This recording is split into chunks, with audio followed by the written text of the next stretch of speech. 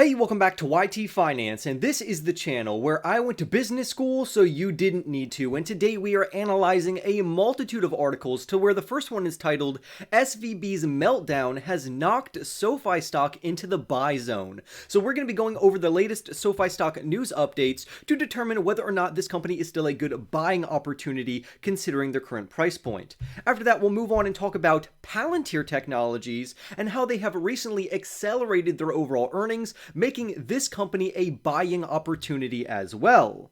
Moving right along here, we'll also analyze a Tesla article regarding their overall expected and anticipated and projected delivery numbers, which should increase their overall share price. However, there is going to be a slight trade-off considering that their overall share price may not increase as much as we originally anticipated, and we'll talk about why that is in that article. Lastly, we'll conclude the video talking about NEO stock and how some investors have liquidated their NEO shares, so I want to keep you up to date on why that is and if this trend could continue well into the future. So for more stock news updates on SoFi Technologies, Palantir Technologies, Tesla, and NEO, go and annihilate that like button right now. Subscribe if you are new. Comment down below which of these companies you own the most of, and without further ado, let's dive right into our first story concerning SoFi Technologies. If you don't know, SoFi Technologies is a fintech company or a financial technology company that offers their consumers an all-in-one inclusive digital app which gives them access to a plethora of various financial services and financial products. Clearly, SoFi is a financial stock, and recently,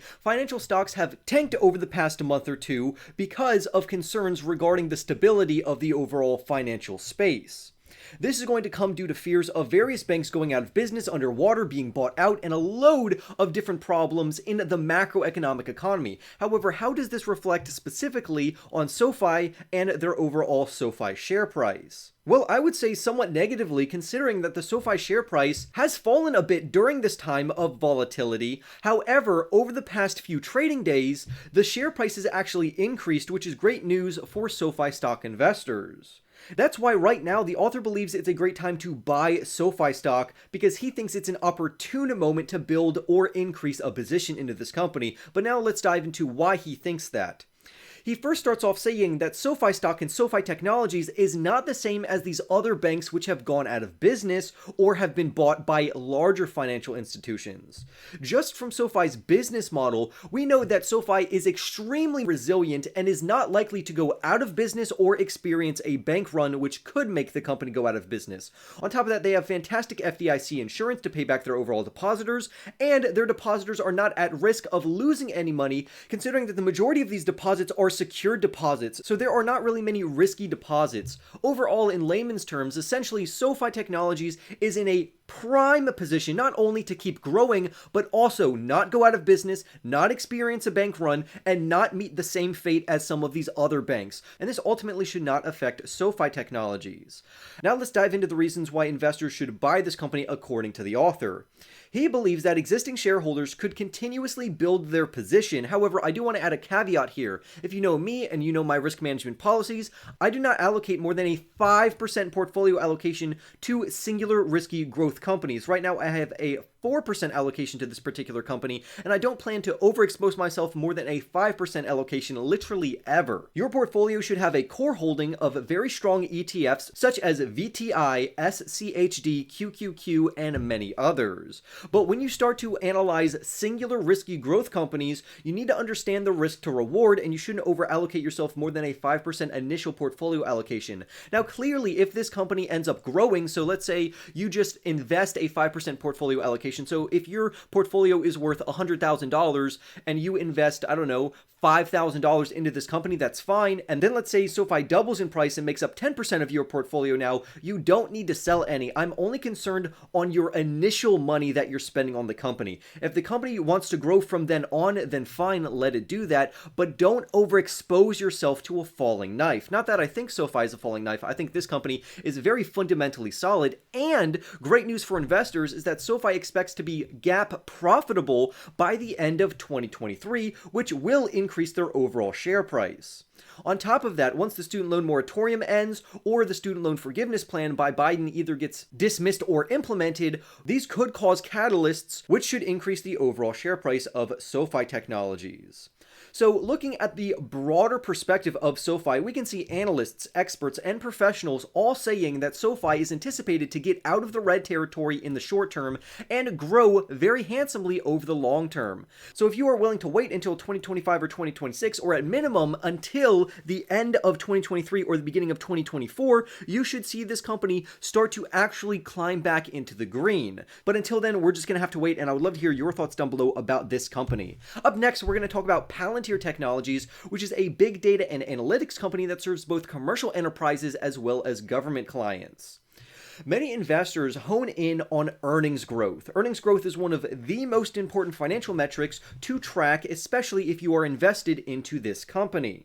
In the investment world, not many other metrics rival earnings growth for a particular company, and that's why we would want to focus on Palantir's overall earnings growth trajectory. Studies have shown that most of the successful stocks on the stock market are increasing their overall earnings. This gives investors something to hold on to fundamentally, and it communicates to them that this company is a very solid company and a great investment. So an increasing earnings per share growth on a percentage basis is going to enable the company to increase their overall stock price, and that's exactly what we could see with a Palantir stock, ticker symbol PLTR. The PLTR stock is anticipated to grow over the long term, but during the short term, we are going to anticipate more volatility and a further downside.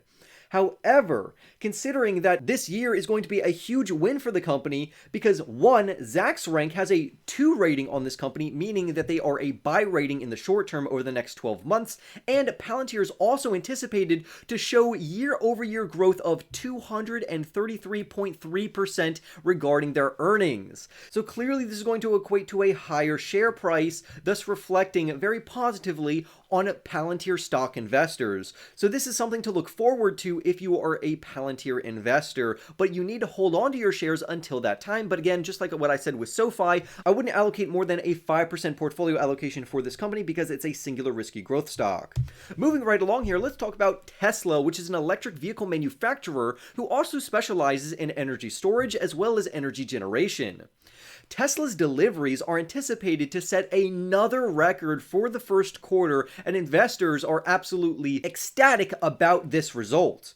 However, this could then translate into a higher Tesla stock price, meaning that the TSLA share price could increase in their overall value. A Barclays analyst specifically expects a moderate beat on overall deliveries, and he says, and I quote, "Concerns have built on the pace of deliveries amid weakening demand signals. However, we believe commentary on the pace of production likely implies some upside, which we assume will be approximately 430,000 units in the quarter," end quote. Essentially, this analyst is saying that yes, it is basically confirmed that Tesla will have an overall deliveries beat because of the discounts that they are offering on their overall vehicles. They have decreased the price of multiple vehicles across their overall vehicle portfolio, and even though this is going to lead to more demand and more cars sold, it doesn't necessarily mean that they are going to grow their overall earnings or revenue at a giant pace. However, I would disagree with this analyst, and I actually think that it would.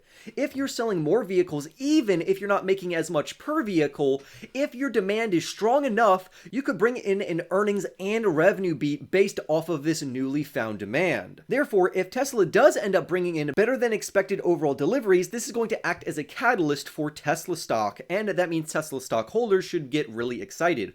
Right now, the TSLA shares trade for around $194, but this Barclays analyst believes the company could surge up to $275 by the end of the year. Sadly, not all analysts, professionals, and experts believe in Tesla's long-term growth trajectory. For instance, a Citigroup analyst originally said that this company was only worth $146, which is laughable, but he did change that to a new upgrade of $192 for the next 12 months. Even though I still think this is rather low, I'm still glad to see even more bearish analysts increasing the price targets for Tesla, because every stock has their haters. If Tesla ends up bringing in 430,000 vehicles delivered, that would represent a 39% increase compared to the 310,000 that they delivered for the same period in 2022. Also, Wall Street forecasts that Tesla's deliveries in 2023 for the whole year will be close to 1.8 million, meaning this company is rapidly expanding. They're doing great on their overall deliveries. Demand is still high, and overall, Tesla is still a fundamentally strong company. So I would love to hear your thoughts about this company down below and where you think their share price is headed in the future.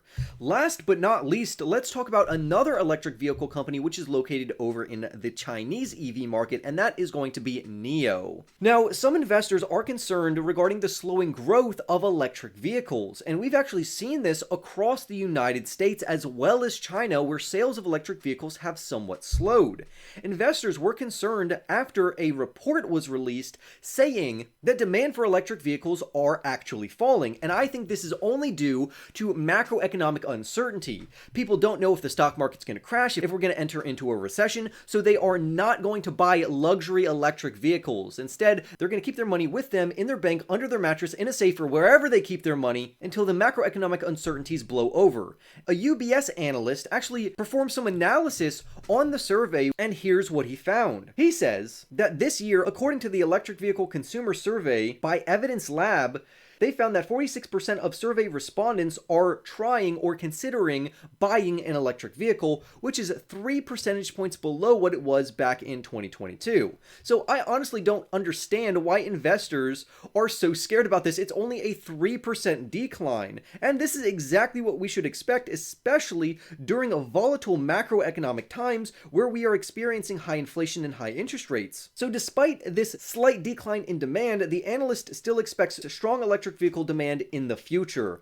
And he even says, and I quote, "As the industry is no longer supply constrained, we expect an era of price wars to boost growth while driving seismic shifts in the industry." This is very good terminology, and price wars and increasing overall competition in this space will also be good not only for the consumer, but also the victor who will emerge, which I clearly think is going to be either Tesla, NIO, or BYD in the Chinese market.